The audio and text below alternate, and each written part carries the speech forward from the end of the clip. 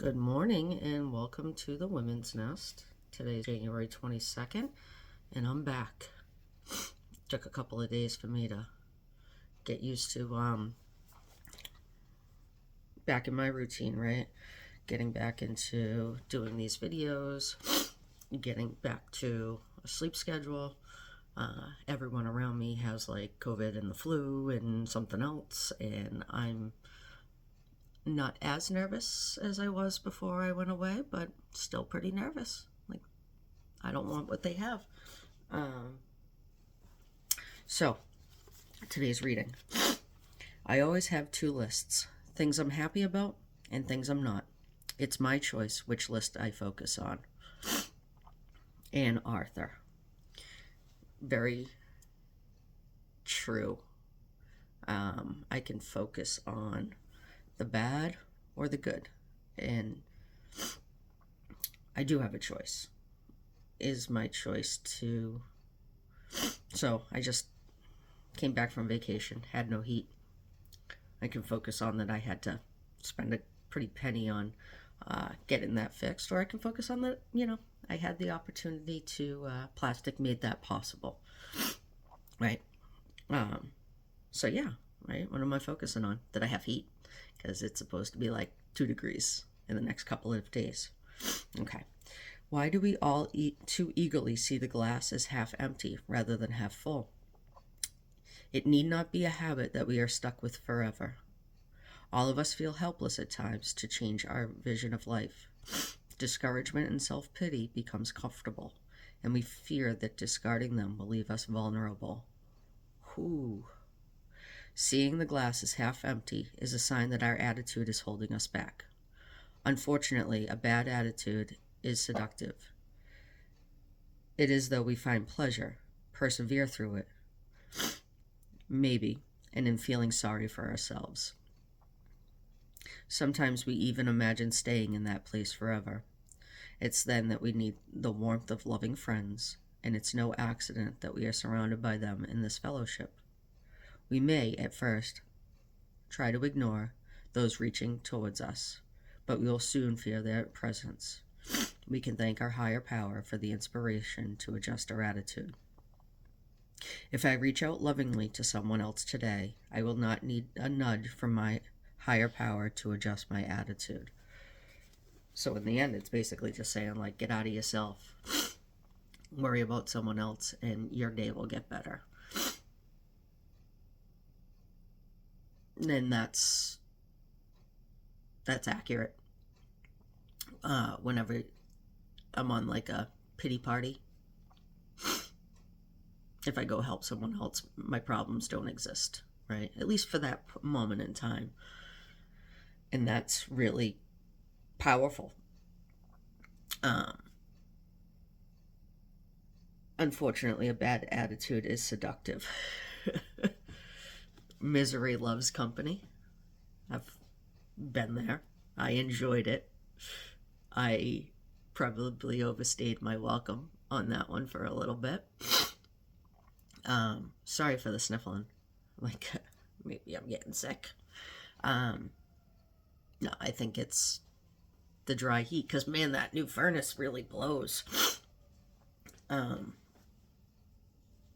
yeah, like, misery loves company, but happiness likes company too. And discouragement and self-pity become comfortable, and we fear that discarding them will leave us vulnerable. I spent so many years not wanting to be vulnerable.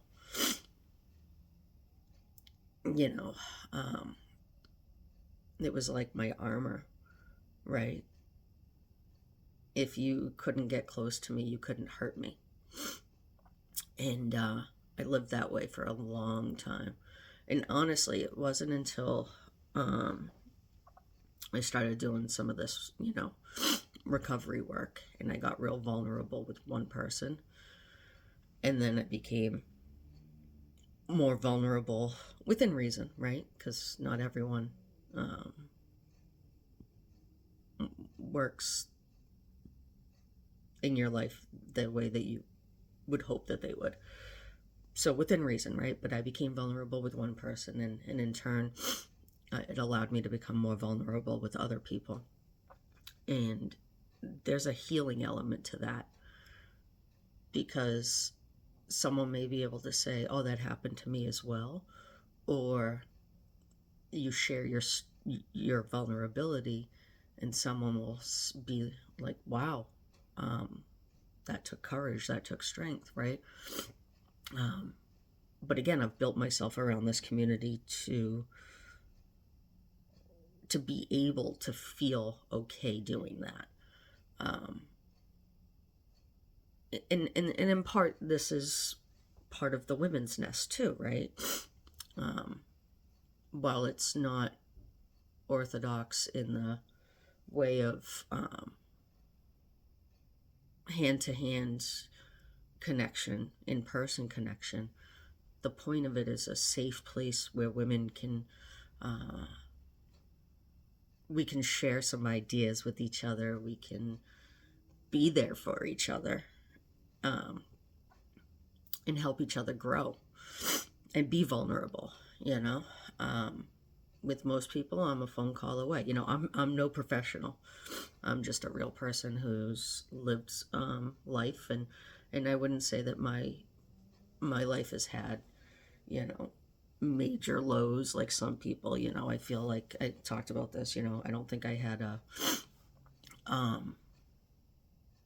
childhood that was traumatic in some ways. That, like, I know my father had a traumatic childhood.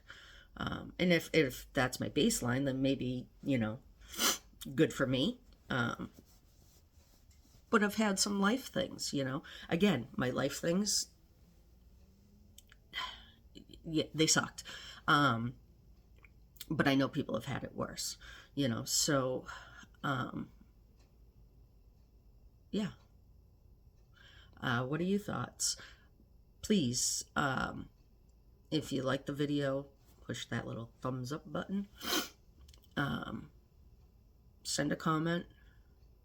Share it with people in your network that you may think would benefit from it.